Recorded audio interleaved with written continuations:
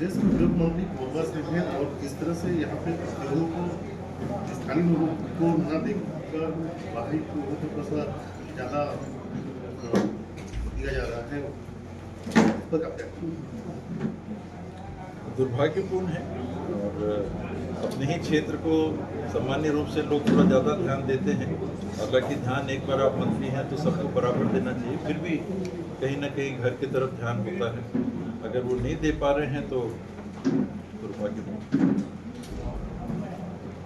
Diesel petrol के rate को लेकर इस तरह का जो चल रहा है, इस पर आप क्या डीजल तेल के भाव बढ़ना निश्चित था। दुर्भाग्य यही है इस मामले में कि जब चुनाव चल रहे थे तो जिन पे हमको भरोसा होना चाहिए, देश का जो जनप्रतिनिधित्व का नेतृत्व है जिस पे हमको भरोसा करना चाहिए, वो लगातार ये कहते रहे कि कहीं कोई दिक्कत नहीं है।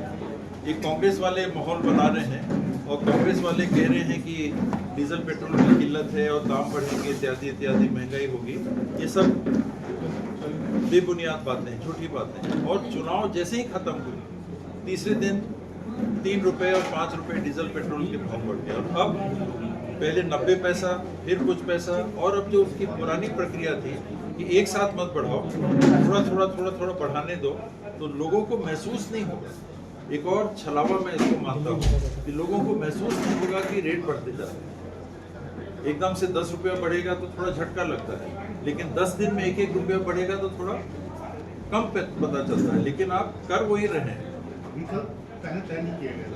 विकल्प नहीं, उनने कच्चे तेल का विकल्प देश के लिए उसकी आपूर्ति का उनने कोई पहल ऐसी नहीं की। वो इजराइल और अमेरिका की बात पे आंख बंद करके चल रहे थे कि 4 दिन में, 7 दिन में, 14 दिन में ये युद्ध समाप्त हो जाएगा। आज 80 दिन पार हो गए होंगे मेरे ख्याल से। और हॉर्मुज की जो खाड़ी है वो बंद की बंद। ईरान जिसके साथ आपके बहुत अच्छे मैत्री संबंध थे, जहाँ से आप तेल भी लेते थे, वहाँ से तेल लेना आपका बंद है। रूस जिसके साथ आपके विशेष संबंध थे, वहाँ से कच्चा तेल लेना अमेरिका के कहने पे आपने नहीं के बराबर कर लिया, बहुत घटा लिया उसको, तो आपूर्ति कहाँ से हो?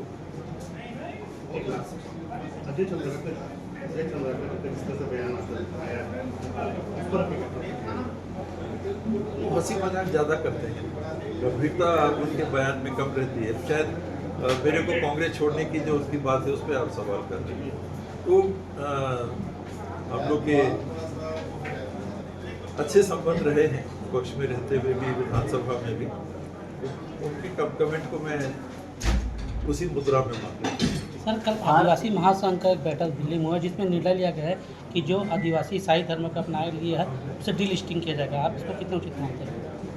ऐसी बात कहीं कहीं उठ रही है, ये संवैधानिक नहीं है। जो सुप्रीम कोर्ट का फैसला है वो यही कहता है कि 3 धर्मों को छोड़ के अगर अन्य धर्म के लोग धर्म परिवर्तन करते हैं तो उनको उस धर्म के रहते हुए जो सुविधाएं हैं वो बंद हो जाएंगी। अगर आप एसटी समाज के हैं या एससी समाज के हैं, एससी समाज के हैं, और 3 धर्मों में अगर आप अपना धर्म परिवर्तन करते हैं तो आपकी सुविधाएं बंद हो जाएंगी। इसी तरह से आदिवासी समाज में कुछ लोग इस बात को उठा रहे हैं कि जो लोग धर्म परिवर्तन ईसाई समाज में रह के करते हैं उनको एसटी की सुविधाएं नहीं मिलती, उनका नाम वहाँ से हटा दिया जाए। ये सुप्रीम कोर्ट का फैसला है, उसके विपरीत बात, संविधान के प्रावधानों के विपरीत बात। जिस तरह से प्रदेश में सुशासन तिहार मनाया जा रहा है, सैकड़ों गाड़ी वहां पर आ रही है, अधिकारियों की जा रहा है, राजनेता इकट्ठा हो रहे हैं और भारत के प्रधानमंत्री मात्र 2 ही गाड़ी में चलने का संदेश दे रहे हैं। इसको आप कैसे देखते हैं? ये सब तात्कालिक दिखावा है जो नहीं होना चाहिए।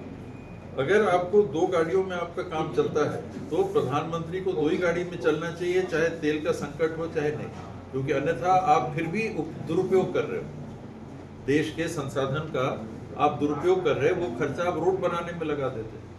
अभी सुशासन का एक स्वरूप हम लोगों ने देखा, जिस रास्ते से हम लोग जा रहे थे साथियों से मिलने के लिए, वहाँ रोड के ऊपर वार्ड का कैंप लगा हुआ था और बगल में 2 मीटर 5 मीटर बगल में सड़क में पानी भरा हुआ था और गड्ढे थे, वो कैसा सुशासन?